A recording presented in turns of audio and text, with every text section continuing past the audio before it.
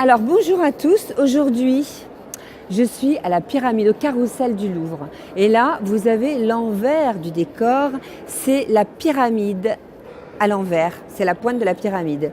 Alors je suis en charmante compagnie avec Guillaume Andreu qui est coach. Et j'avais envie de parler du coaching parce qu'en fait on parle beaucoup de coach. Il y a beaucoup de coachs, mais en fait chacun a sa spécialité.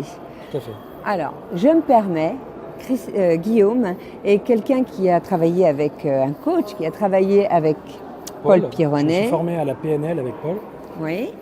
Et maintenant qui a une spécialité. Et tu travailles aussi encore avec lui à l'Institut ou... Alors j'ai plusieurs casquettes, j'ai plusieurs spécialités. D'un côté, je suis enseignant PNL.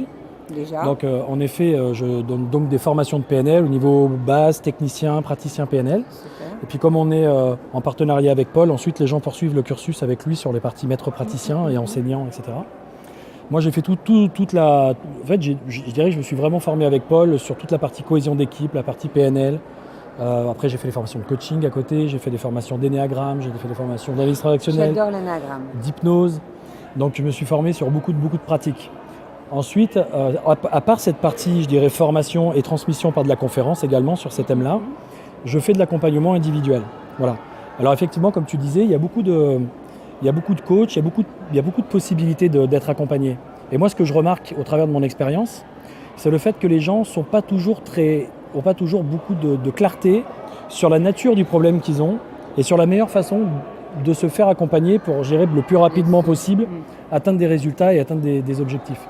Alors le truc, c'est qu'on a évidemment deux aspects dans l'accompagnement aujourd'hui. C'est l'aspect plutôt psychothérapeutique, où on va aller travailler sur la partie blessure passée, traumatisme, difficultés liées au conditionnement, liées au schéma qui sont construits avec le temps, avec la famille et tout ça.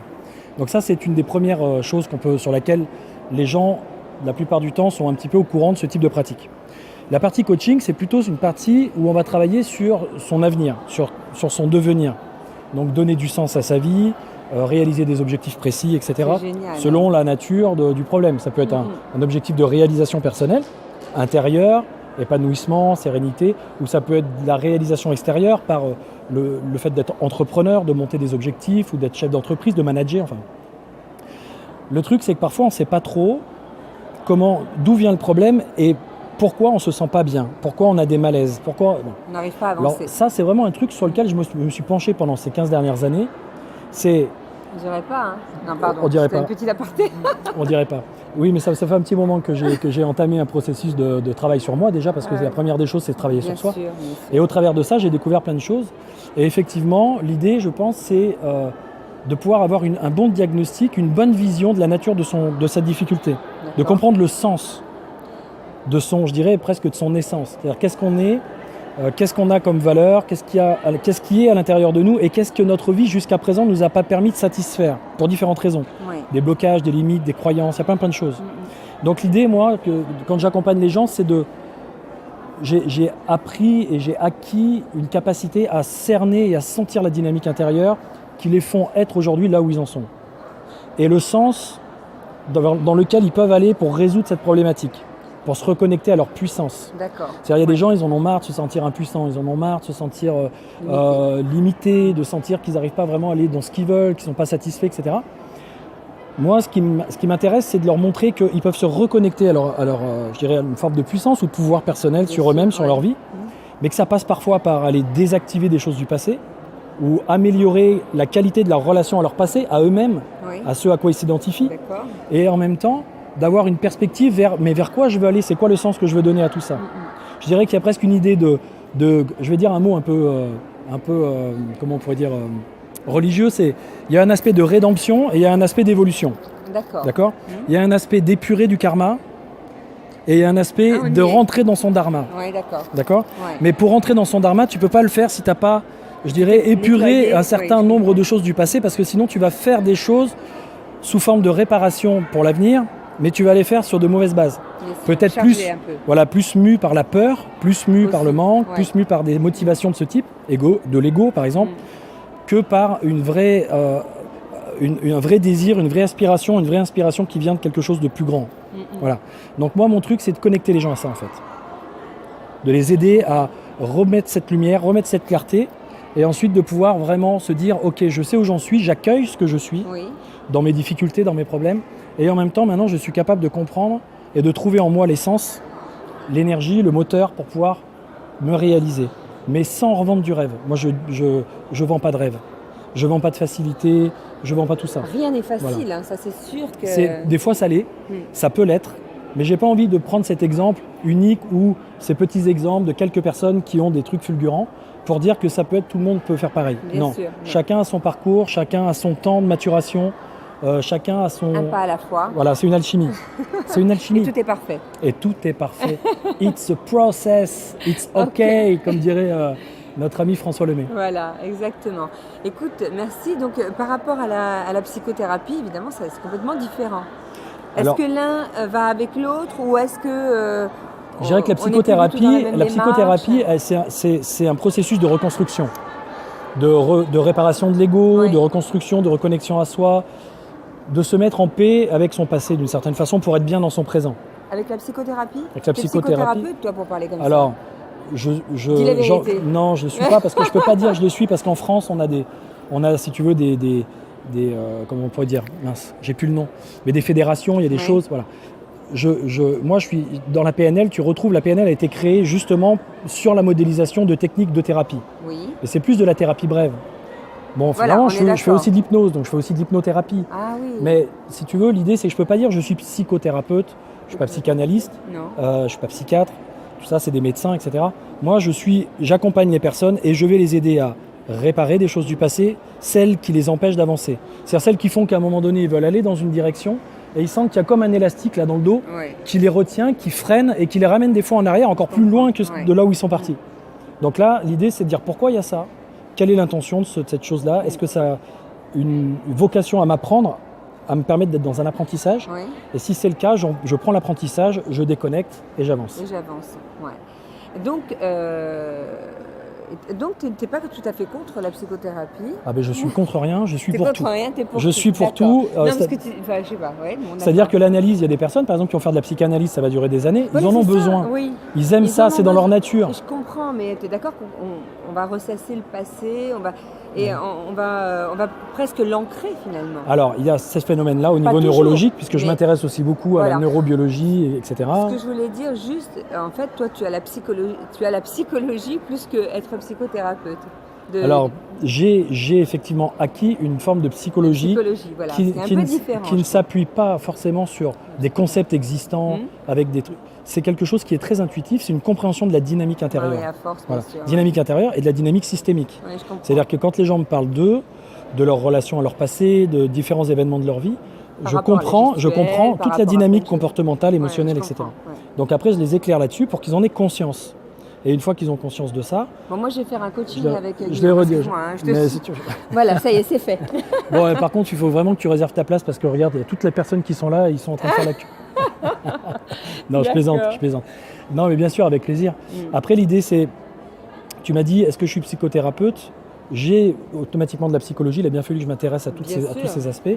Je suis aussi très connecté à tout ce qui est neurosciences, épigénétique, à tous ces aspects modernes de la psychologie énergétique.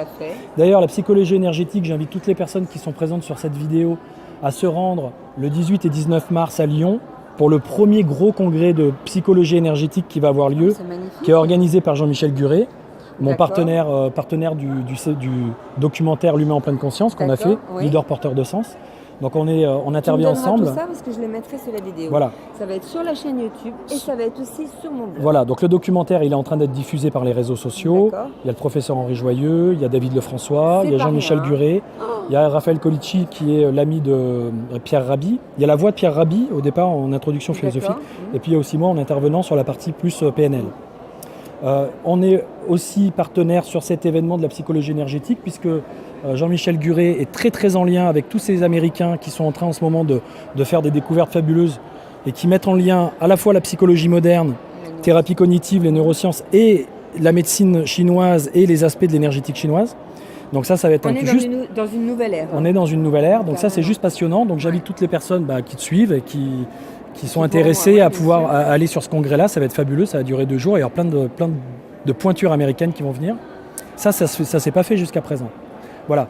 Et C'est juste, tout nouveau, bah, c'est super. Alors là, vraiment, j'ai plusieurs personnes qui vont être vraiment, vraiment intéressées. Bon, c'est vrai qu'on est dans un circuit, et donc, alors je vais refaire un petit post sur Facebook. Donc oui, bien éventuellement, sûr. les gens peuvent venir sur Facebook, Avec plaisir. cliquer sur le lien pour prendre leur place si Leur ça les place, intéresse. D'accord, Voilà. très bien.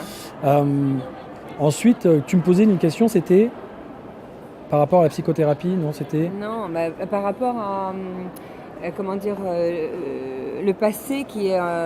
Oui. ressasser le passé et... Alors justement, par l'ancrer. rapport aux neurosciences, c'est ça qui est intéressant, c'est qu'en fait, on n'a pas de souvenirs. En fait, on n'a pas une boîte à souvenirs.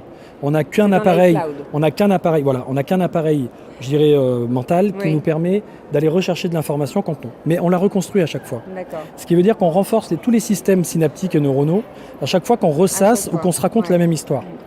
Donc, c'est pas Donc- toujours... Elle est transformée. Donc on l'entretient. d'une Alors manière la ou d'une réalité, c'est que ça a eu lieu à ce moment-là. Mm.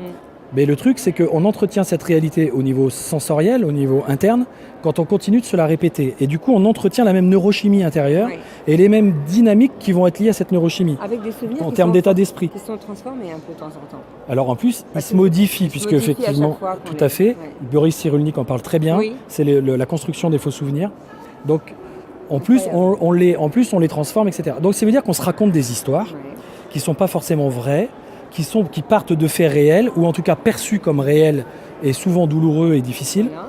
Et après, on se raconte 20 ans plus tard, toujours la même histoire, que ça a été difficile et Avec douloureux, des et on le perceptions, ressent toujours plus ou moins au fond de nous. Bien sûr. Et ça nous crée des dynamiques internes au niveau du subconscient, au niveau inconscient, qui vont mettre en place des stratégies de comportement, de réflexion, de distorsion, d'interprétation des événements et de comportement. Et du coup, on va créer des résultats dans notre vie qui sont souvent en lien, je dirais, dans la droite ligne de ce qu'on a vécu.